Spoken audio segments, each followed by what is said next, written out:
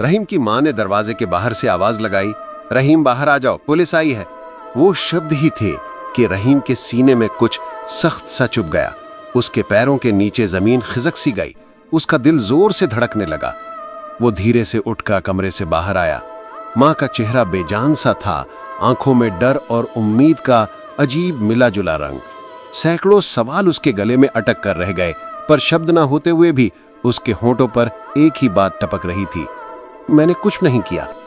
बाहर चौक पर दो पुलिस वाले खड़े थे, एक सब इंस्पेक्टर और एक इंस्पेक्टर।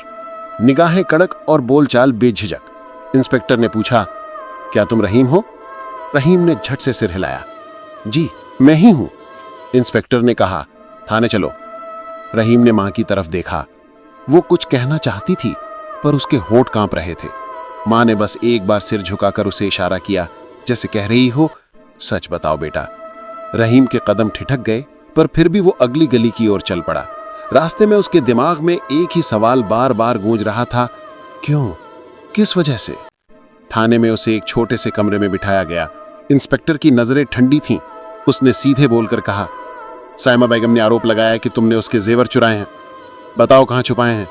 रहीम का गला सूख गया। मैंने कोई जेवर नहीं चुराए, वो बोला। मैं तो बस उनके घर में नौकर हूं, घर का काम करता था। उसकी आवाज कमजोर पर पक्की थी, पर इंस्पेक्टर को साइमा बेगम का बयान ज्यादा वजनदार लगा। उसने दस्तावेजों की तरफ इशारा कर कहा, उसका बयान है और गवाह भी हैं। अगर तुम सच बोल रहे हो तो ठीक, वरना। उसकी बात अधूरी रह गई, पर जाहिर था कि नतीजा ठीक नहीं होगा।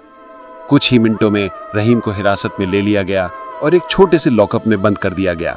वहां अंधेरा और ठंड थी, पर सबसे बुरा था अनजान लोगों की नजरें और उस पर लगे इल्जाम का बोझ। कुछ घंटे बाद जब उसे फिर बुलाया गया, रहीम ने बार बार अपना निर्दोष होना दोहराया, पर पूछताछ में तानों और हद से ज्यादा दबाव के बाद भी उसने झूठ नहीं माना। फिर एक पल आया जब इंस्पेक्टर का सब्र टूट गया। वो गुस्से में चिल्लाया और रहीम को कसकर पकड़ लिया।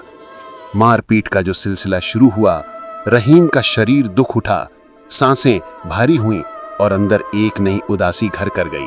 उसके हाथ पैर धीरे धीरे ठंड और दर्द से सुन्न पड़ रहे थे, पर उसके मन का इरादा धुंधला नहीं हुआ। वो जानता था कि वही सच्चा है।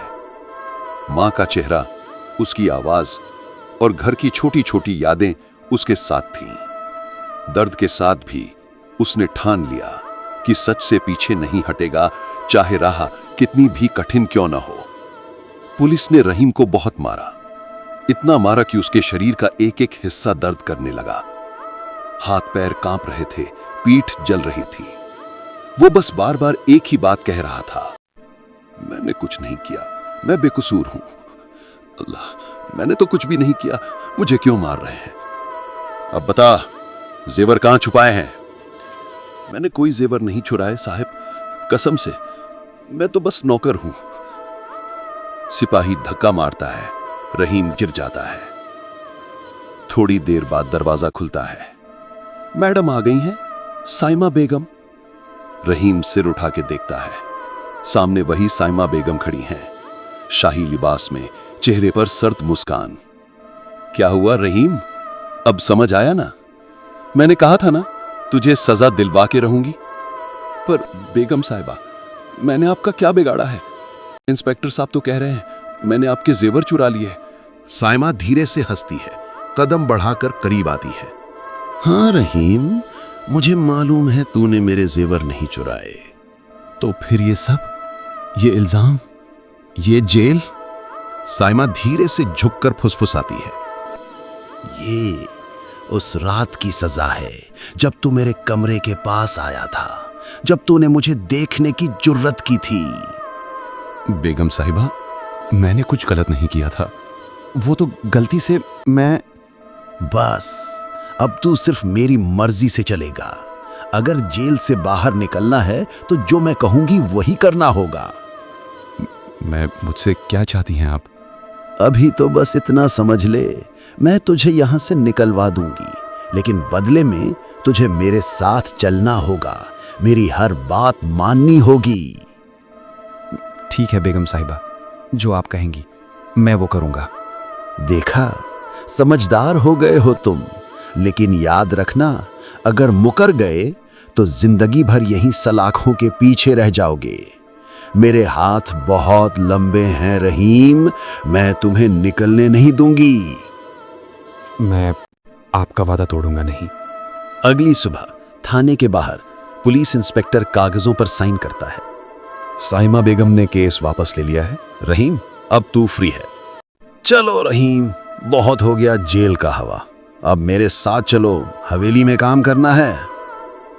जी बेगम साहिबा। रहीम को लगा जैसे वो आजाद नहीं हुआ बल्कि किसी नए कैद में जा रहा है। वो नहीं जानता था कि साइमा बेगम की हवेली में क्या होने वाला है, पर अब पीछे लौटना मुमकिन नहीं था। साइमा बेगम एक बड़ी कुर्सी पर बैठी है। साइमा बेगम थोड़ी मुस्कुराहट के साथ बोलती है, हाँ, आओ शेख रहीम। रहीम थोड़ा घबराता है। बेगम साहिबा, शेख रहीम, मैं तो बस रहीम हूं, एक छोटा सा आदमी, नौकर। तुम्हें क्या लगता है मुझे नहीं पता तुम कौन हो? तुम शेख सुल्तान के बेटे हो, उस आदमी का जिसका पूरी दुनिया पर कभी राज था, जिसने एक हमजाद को अपने काबू में रखा। पर आपको मुझसे क्या चाहिए बेगम साहिबा? मैं तो कुछ भी नहीं जानता। साइमा बेगम उठकर रहीम के पास आती है, हल्की सी मुस्कुराहट के साथ। मुझे चाहिए वो किताब जिसमें लिखा है हमजाद को अपने काबू में करने का नुस्खा। किताब? मुझे तो उसके बारे में कुछ नहीं पता। लोग कहते हैं मेरे बाबा के पास एक हमजाद था, पर सच क्या था मुझे नहीं मालूम। अगर मेरे पास वो किताब होती तो मैं खुद उसका इस्तेमाल कर लेता। मुझे वो किताब चाहिए, किसी भी कीमत पर। तुम्हारे पास 2 महीने हैं। अगर वो किताब मुझे नहीं मिली तो मैं तुम पर फिर से चोरी का इल्जाम लगवा दूंगी। इस बार जेल से जिंदा वापस नहीं आओगे। रहीम का गला सूख जाता है, उसके पैर लड़खड़ा जाते हैं। बेगम साहिबा, मैं कोशिश करूंगा। 2 महीने ठीक है, मैं खोज करके लाता हूं। अच्छा है, याद रखना। रहीम घर लौटता है, पूरा थका हुआ, उसके कपड़े फटे हुए, चेहरे पर दर्द और बेचैनी। माँ दूर से दौड़कर आती है, आंसुओं भरी आवाज में, अरे मेरा बेटा, कितनी मार लगाई उन कमीनों ने, ये क्या हाल बना दिया है तेरा। रहीम माँ के गले लगकर रो पड़ता है। अम्मी, उन्होंने मुझे लॉकअप में डाल दिया था। बेगम साइमा ने मुझ पर झूठा इल्जाम लगाया, चोरी का। फिर जेल से निकलने के लिए मुझे उनके साथ हवेली जाना पड़ा। अम्मी, उन्होंने मुझसे एक किताब मांगी है, बाबा की किताब, जिसमें हमजाद को काबू करने का नुस्खा लिखा है। हमजाद? वो तो लोग कहते थे तेरे अब्बू के पास एक था, पर मैं तो कभी नहीं मानी। कोई किताब मैंने कभी नहीं देखी बेटा। तो फिर अम्मी, वो किताब होगी कहाँ? शायद हमारी पुरानी हवेली में, या तेरे भाइयों के पास। मैं सबसे पूछती हूँ, तू खाना खा ले, दवाई ले ले, मैं अभी जाकर पूछती हूँ। माँ पहली बार बड़े बेटे के घर जाती है। बेटा, तेरे अब्बू की कोई पुरानी किताब थी क्या जिसमें हमजाद के बारे में लिखा था? बड़ा बेटा हंसकर, अम्मी आप भी क्या बातें करती है, अब रहीम भी हमजाद को काबू करेगा क्या? ऐसी कोई किताब नहीं थी। माँ चुप रहती है, आंखों में उदासी। फिर दूसरे बेटे के घर जाती है, वहां भी वही जवाब मिलता है।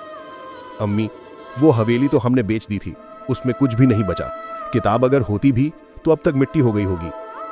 माँ लौटकर घर आती है। रहीम बिस्तर पर पड़ा है, दर्द में, आंखों में उम्मीद। अम्मी, क्या आपको वो किताब मिली? नहीं बेटा, किसी के पास नहीं है। तेरे भाई कह रहे थे हवेली तो कब की बिक चुकी है, और उसमें जो था सब टूट गया, मिट गया। रहीम चुप रहता है। हवा तेज चलती है, जैसे अंधेरा कुछ कह रहा हो। अम्मी, क्या कोई ऐसा आदमी है जो बाबा को जानता था? शायद उससे पता हो। मां सोच में पड़ जाती है, फिर बोलती है, हाँ, तेरे बाबा के एक पुराने दोस्त थे, अशरफ मियां। वो अब बहुत बूढ़े हो गए हैं, लेकिन शायद उन्हें कुछ पता हो। चलो उनके पास चलते हैं। अशरफ मियां का घर पुराने जमाने का है, दीवार पर पुरानी तस्वीरें लगी हैं। रहीम और उसकी मां अंदर जाते हैं। अरे रहीम बेटा, शेख सुल्तान का बेटा, क्या हाल बना रखा है तुमने अपना। अशरफ भाई, एक बात पूछनी थी, क्या आपको उस किताब के बारे में कुछ पता है जिसमें शेख सुल्तान ने हमजाद को काबू किया था? अशरफ मियां थोड़ा सोचकर गहरी सांस लेते हैं।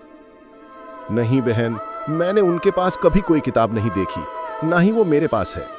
पर एक आदमी है, वो तुम्हें वो किताब दे सकता है, लेकिन उससे मनमाना आसान नहीं होगा। उससे खुशामद करनी पड़ेगी बहुत। मैं तैयार हूं अशरफ चाचा, मैं कुछ भी करने को तैयार हूं। वो किताब मेरी जिंदगी बचाएगी। अशरफ मियां गहरी आवाज में बोलते हैं। वो आदमी लखनऊ में रहता है। नाम मत पूछना अभी, बस इतना समझ लो, उसके पास वो राज है जिसकी तुम्हें जरूरत है। शायद वो किताब मुझे मिल जाए जिसमें हमजाद को काबू करने का नुस्खा लिखा है।